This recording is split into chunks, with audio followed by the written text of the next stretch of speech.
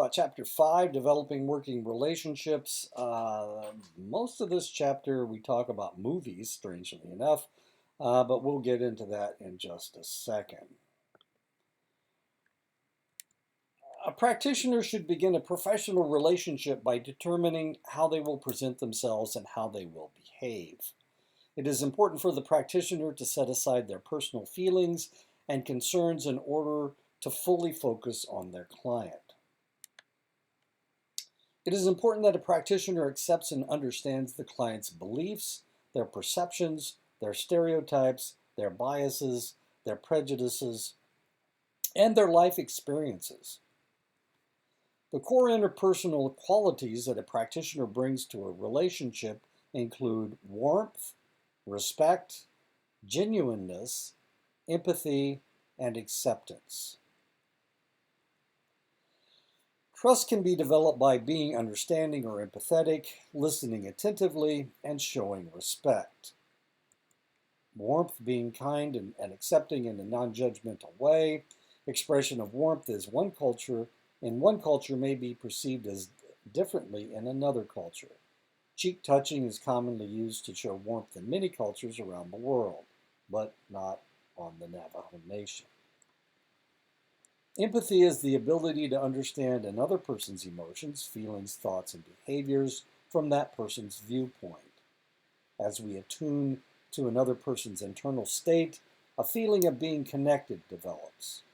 Being empathic involves having the willingness and flexibility to put yourself in the other person's reality. Empathy is understanding assumptions, beliefs, and or worldview.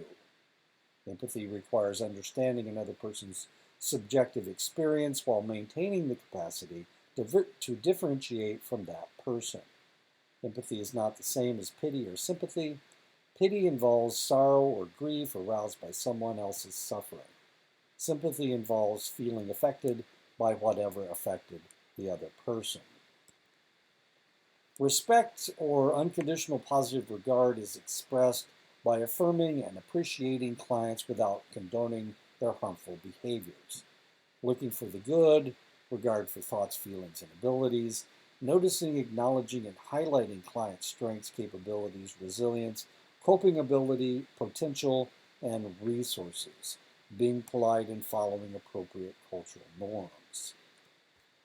Genuineness, being sincere and authentic, being real and allowing your humanness and uniqueness to be seen, being natural, honest, and forthright, admitting your mistakes. And that's not the easiest thing in the world. Offering advice, it is inappropriate to offer advice until you have fully understood the people involved, their challenges and situation, and collaborated with the clients on setting goals. Offering advice before you know what the clients have already tried can be experienced as not respecting their strengths and capacities.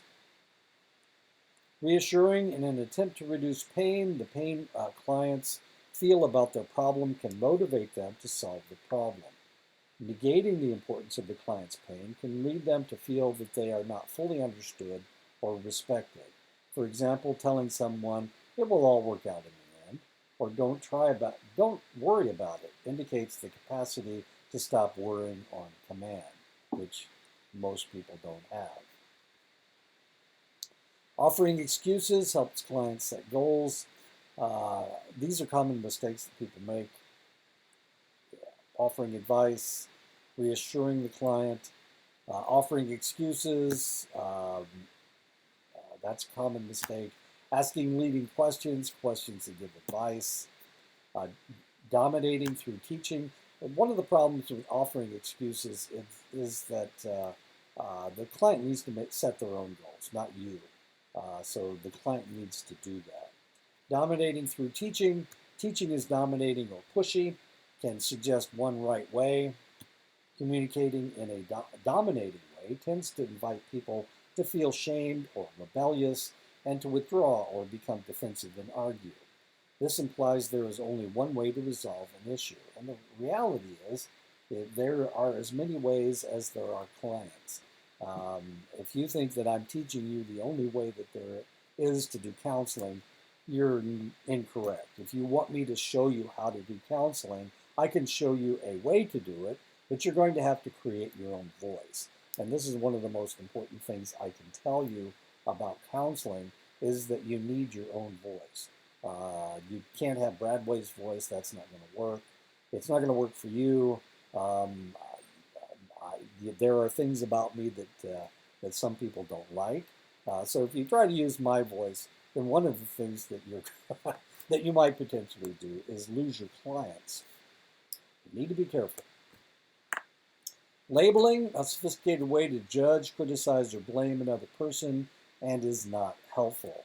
Interrogating your client, why questions are particularly problematic because they sometimes imply judgment and also invite defensiveness in your client. Developing your ability to be empathic. These are some of the core interpersonal qualities. Develop your ability to be empathic. You need to read novels and professional literature about people from different backgrounds, joining in activities, talking to and getting to know others who have different experiences, attending classes or workshops focused on specific groups of people, traveling to different countries and spending time with local residents, doing volunteer work in communities or neighborhoods very different from your own, watching popular movies about people who are different from you. This is about the best way to do it. You can read or you can watch movies, but you need to find out about who these people are and how they react. Sometimes they're way off. If you watch Stranger Things and think you're learning about people from Indiana, it's not that far off. But the reality is, a lot of those kids aren't from Indiana at all. Most of those kids aren't from Indiana at all. As a matter of fact, the television show was actually filmed in Georgia, and one of the main characters is from Canada. So are they like Hoosiers? Are they like people from Indiana? Well, I don't know, probably not real close. And this is what people say about Tony Hillerman and Dark Winds. Dark Winds is a new television show. It's being produced by Robert Redford, I think. Robert Redford has lived in Utah for an extended length of time. He's come in contact with a lot of Dene people, and that because of that, he thinks that his portrayal is accurate. Hillerman, who was actually from Albuquerque, thought that his depiction of the Navajo people was accurate. And the reality is, after reading all of Hillerman, I've only seen the first episode of Dark Winds, but it took me back. I think Dark Winds is filmed in the Monuments Valley area, if I'm not mistaken. I know the Gallup part about Gallup was filmed in Gallup, New Mexico. So I think it was. Anyway, it looked like Gallup to me. Fascinating, fascinating. So how accurate is it? Well, the reality is that if you think you're getting the best picture you possibly can, you're probably just getting a snippet of what that culture is like. So if you think you understand white people by watching television shows about wealthy white people, then you're probably not very close. Movies that show diversity, second generation Mexican American girl, real women have curves. This is a movie I've never seen before, but it's about Hispanic Latinx. Hoop Dreams is movies that show an inner city African American boy, Hoop Dreams. Old movies. Mystic River, an inner city white boy who was sexually abused. This is an old movie as well. It's about north of Boston, the Boston area. Fall River, Mystic River area is a suburb of Boston. Girl Interrupted with Winona Ryder and Angelina Jolie. It's about a white teenage girl who is mentally ill, and one of them commits suicide. I'm not going to tell you which one, but it was a Golden Globe winner, an Academy Award nominee. American History X is about a white boy in a neo-Nazi group.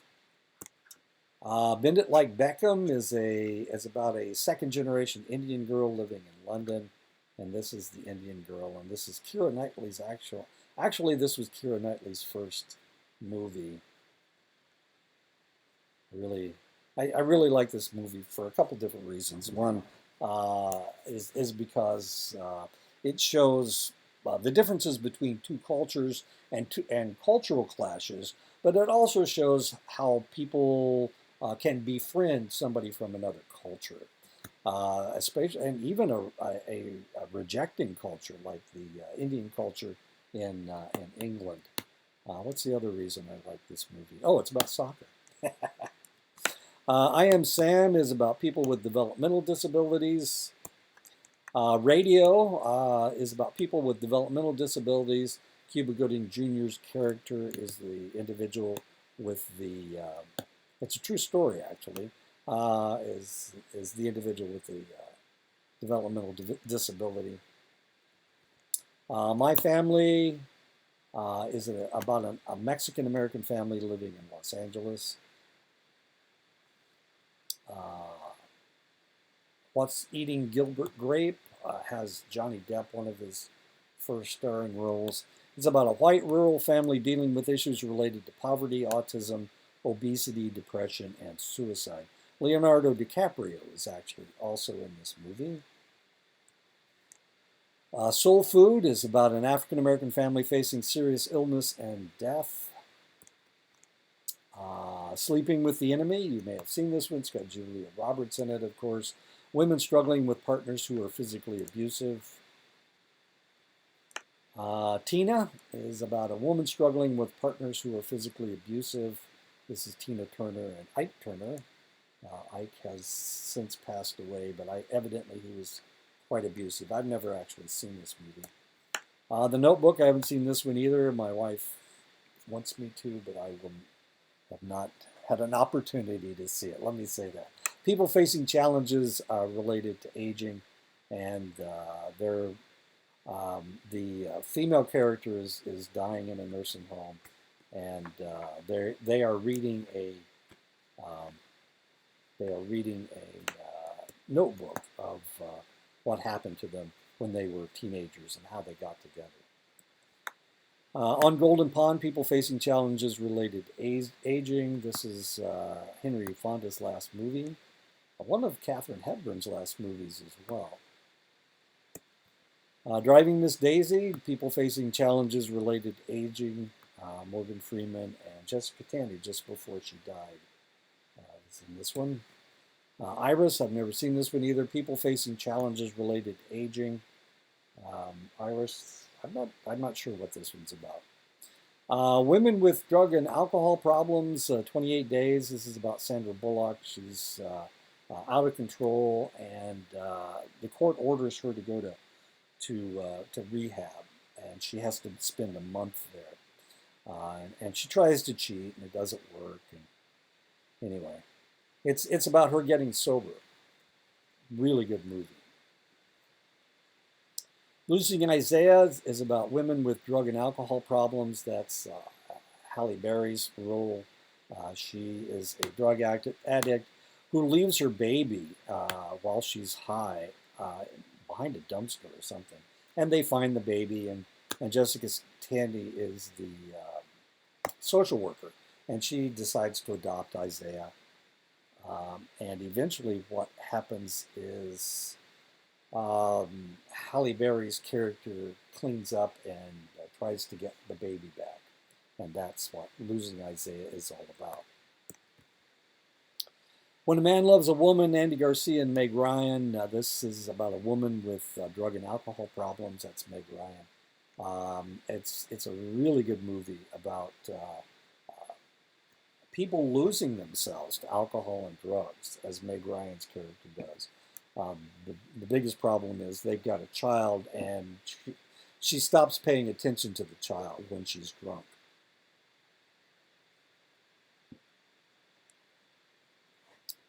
Gracie's Choice, women with drug and alcohol problems. I think I'm not sure who is the one with the problem, and has just died in an automobile accident or of an automobile accident. So, boys don't cry. People dealing with issues related to discrimination and sexual orientation. Hilary Swank is a transgender. I believe she's transgender. Anyway, she some individual decides that he's going to punish these two women for living together. Boys on the Side is about people dealing with issues related to discrimination and sexual orientation. It's got Whoopi Goldberg in it, and Drew Barrymore. I can't remember the other lady in it. Philadelphia is about people dealing with issues related to discrimination and sexual orientation. This is Tom Hanks' second Academy Award. He plays an individual with AIDS, and he is defended by Denzel Washington in a court of law. And his significant other, this is before men could get married to each other, was Antonio Banderas was his significant other, was Tom Hanks. He's dying of AIDS, and as the court case goes on, he gets worse and worse and worse. And eventually he wins the case, but he dies of AIDS. Oh, I told you the story. Brokeback Mountain is about people dealing with issues related to discrimination and sexual orientation. Jake Gyllenhaal and Heath Ledger are in this one. They are two cowboys who discovered that they're gay while they're working together, herding sheep on Brokeback Mountain. Crying Game is about people dealing with issues related to discrimination and sexual orientation.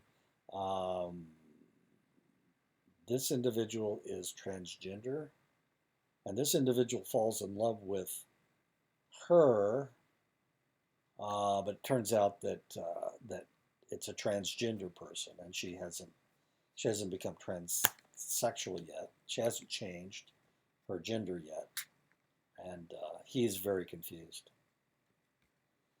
Desert Hearts is people dealing with issues related to discrimination and sexual orientation. This one I've never seen it, and I'm not exactly sure what it's about. Longtime Companion is about the same thing, people dealing with issues related to discrimination and sexual orientation. And this one I've never seen either. Milk is about Harvey Milk, was the first gay politician to be elected in San Francisco, and Harvey Milk was assassinated along with the mayor of San Francisco. They were having a meeting, and this guy broke in and shot and killed both of them. The interesting thing was that this is the one where he claimed that he had gone insane because he had eaten too many Twinkies, Hostess Twinkies, and it was the famous Twinkie defense, as weird as that sounds. Anyway, Sean Penn played Harvey Milk. I remember when this actually happened, and what was going on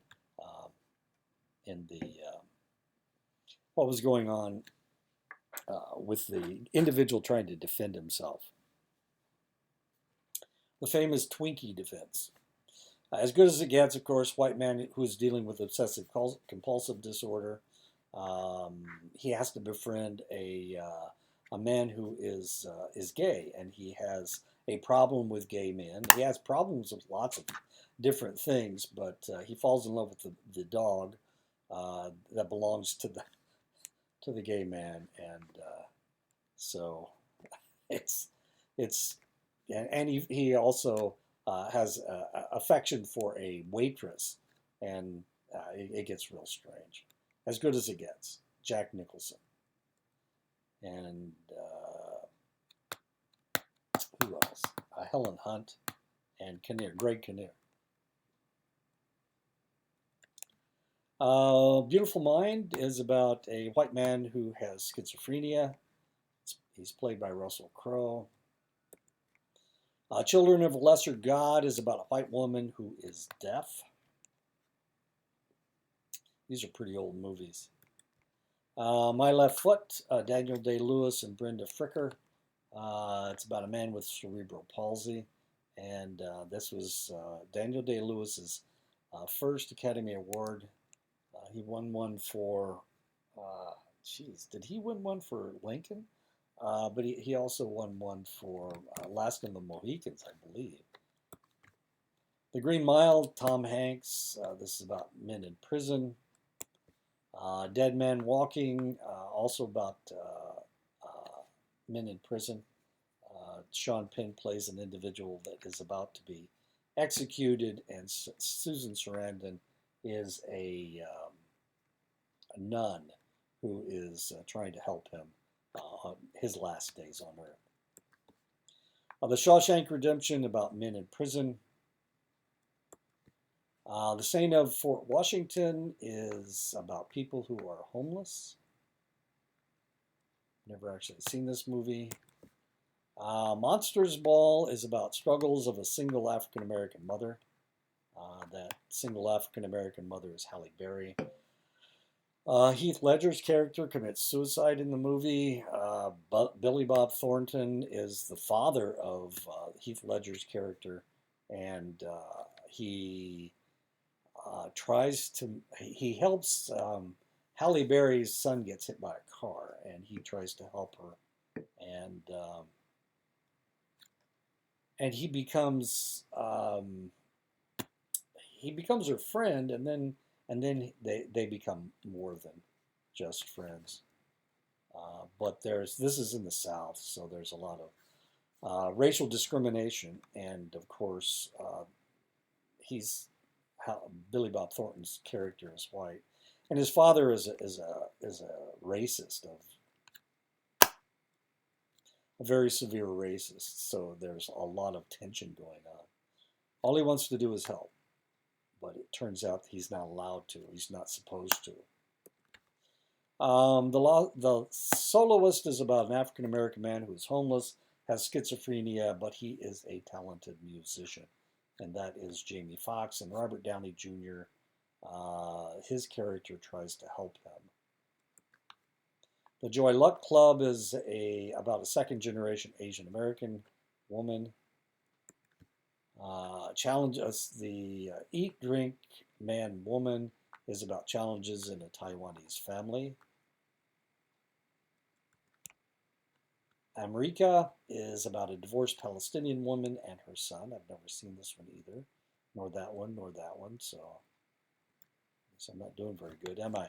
Rhapsody in August is about Japanese children visiting their grandmother who lived through the bombing of Nagasaki. Stand and Deliver is about a teacher in a low-income Hispanic neighborhood. He teaches them mathematics to the extent that they score very, very high on the mathematics quiz. On a national mathematics quiz, and they accuse them of cheating because they come from a low-income Hispanic family or neighborhood in Los Angeles.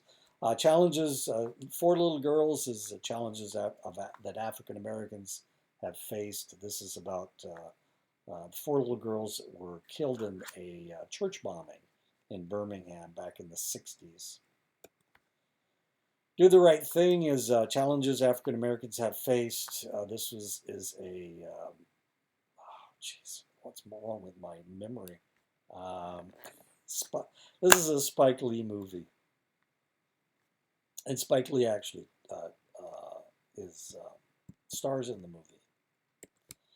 Oops, I went the wrong way, didn't I? There we go. Ghosts of Mississippi is about challenges African Americans have faced, and this has to do with trying to sign people up to vote, African Americans up to vote in the 1960s. It was against it was against the law, and it was against the law for people from the North to try to get to try to help African Americans signed up to vote. That was against the law, so they were called freedom riders, and this is about the problems that they had. Whoops. The Long Walk Home is about the Birmingham bus strike in the early 1960s, challenges African Americans have faced.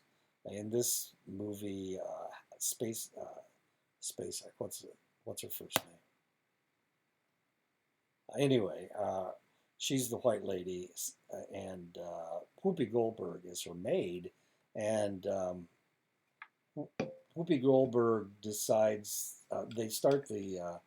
What happened was the Birmingham bus system was forcing African Americans to sit in the back of the bus, and if there were too many of them, they threw some of them off the bus. So people got tired of this nonsense, so they started. So Martin Luther King came in and he said, let's stop riding the buses. We'll find other ways to get to work. And Whoopi Goldberg, of course, so she joined the strike, and now all of a sudden, Sissy Spacek, that's her name. Sissy Spacek had to drive her home at night, and then she said, well, this is silly, and in the beginning she didn't understand the strike, and she wanted Whoopi Goldberg to ride the bus, and Whoopi Goldberg said, I'll have to quit, and she didn't want her to quit, because there was an affection between the two ladies. So eventually what happened was Sissy Spacek actually joined the bus strike, as weird as that is. The celebration, upper middle class Danish multi-generational family dealing with incest and violence. Yesterday is about rural African family. Both parents are HIV positive. Tuesdays with Maury is about a white man diagnosed with Lou Gehrig's disease, ALS.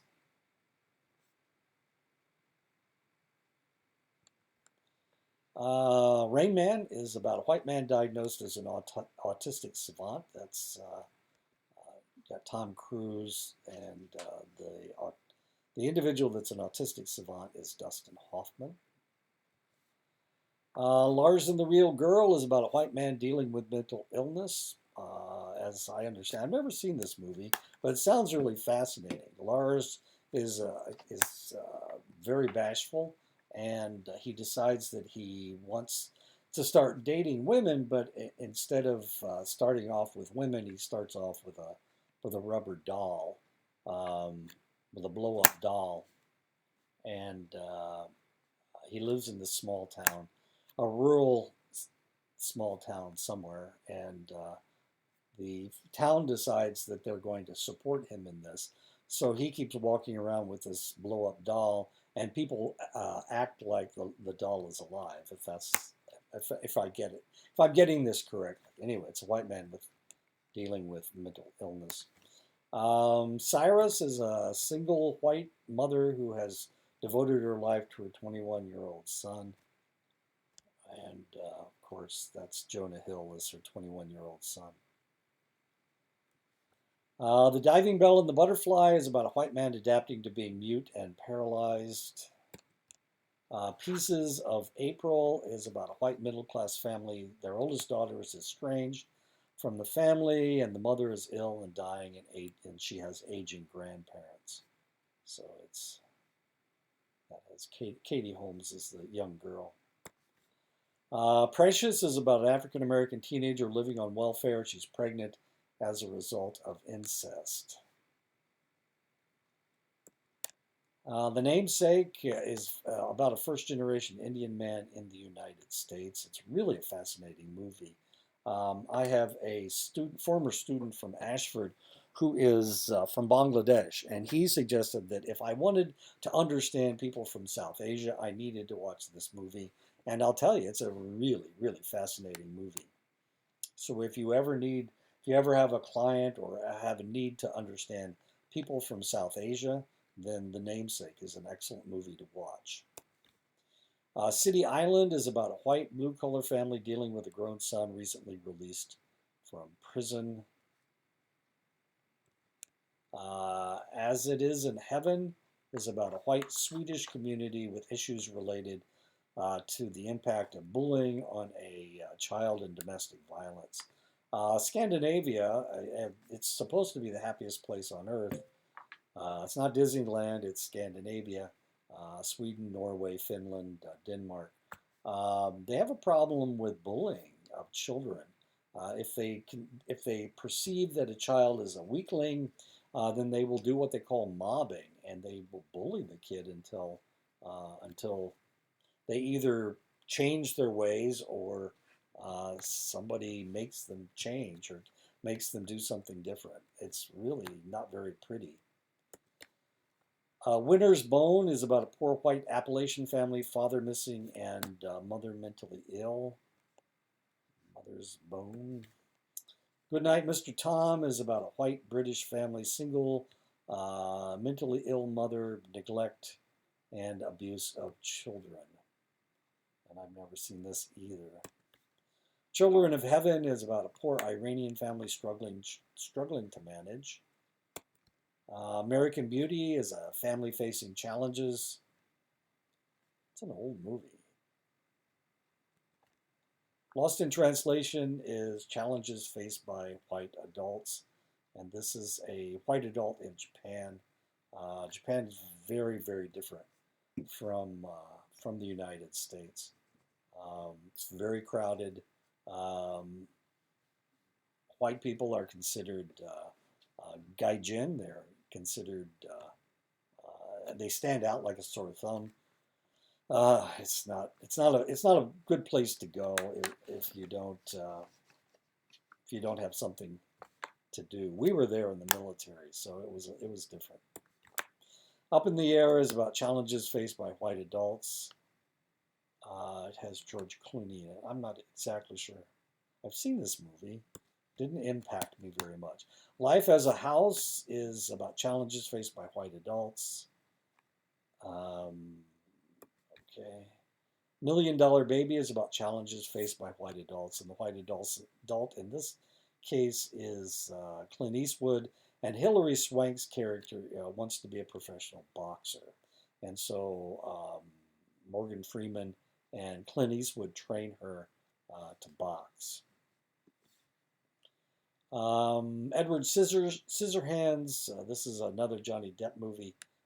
It's about challenges faced by white adults. I've never seen this. It seems like a silly premise to me, but some people really like it. I guess evidently, it's people still watch it. Eternal Sunshine of the Spotless Mind is about challenges faced by white adults. In this case, it's Jim Carrey has a mental illness. Powwow Highway is about American Indian adults seeking understanding on a road trip to rescue a relative. And evidently this takes place in the Southwest. I've never seen Powwow Highway. I'll have to see it. Smoke Signals, I've seen this one though. I like this. This is a good movie. American Indian teenagers from Washington seek understanding on a road trip to find their father. Skins, I've never seen this one either. It's about American Indian adults battle with greed and displacement in Sioux country, and I've never seen this one either. A movie that I have seen that I thought was really good was Wind River. It's about the Wind River Reservation in Wyoming. It's really a good movie. I thought it was. It's kind of graphic. So if you are sensitive about violence, this is not the movie to watch. Anyway, lots of good movies about a lot of different people. I would suggest, and these, of course, most of these are dated. These movies are pretty old. But I would suggest that you try to find out about individuals, about the individual culture you're dealing with. You need a heads up before you go in and do something foolish. I needed to study the Dene people before I started teaching at Dene College. If you have a client who is, I don't know, Comanche or Apache or Sioux or Blackfeet, then you need to understand who they are and where they're coming from. Assuming that all American Indians are the same is probably not very accurate. Assuming that you understand um, somebody from Indiana by watching, well, that's okay. You can do that if you want. But people from Indiana are the same as people from California or people from New York City. You're probably going to be sadly mistaken. I have a friend. He was a former student. He's teaching on the East Coast now, and of course, I taught him in Clinton, Iowa, and he really loves Clinton, Iowa. He's lived in Tennessee and he's lived in Indiana, and he went to college in Ohio, got his master's and PhD in Ohio, and then he worked up in Duluth, Montana. I'm sorry, Duluth, Minnesota. Duluth, Minnesota for a year, and now he's out on the East Coast, and he hates it. And the reason he hates it is because he knows about white people, and he knows about people from the United States, and he knows about people from Iowa and Indiana and Tennessee and Minnesota, but now he's in Salem, Massachusetts. And he's dealing with people from the East Coast. And he's having difficulty. He doesn't like it. They try to move too fast.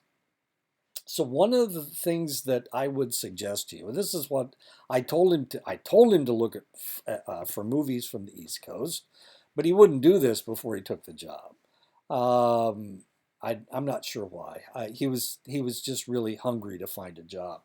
But now he's trying to find a job in the Midwest because he doesn't like the way that the people on the East Coast act. For one thing, money is really important to them, and so that's one of the things that he's dealing with.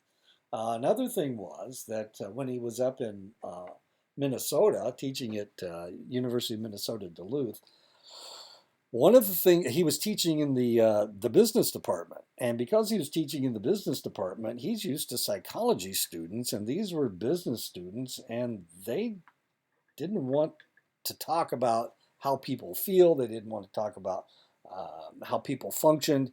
They wanted to talk about, well, how can I make the most money? They're business people. That's their focus. So he didn't like that, and he's finding the same thing out uh, uh, up in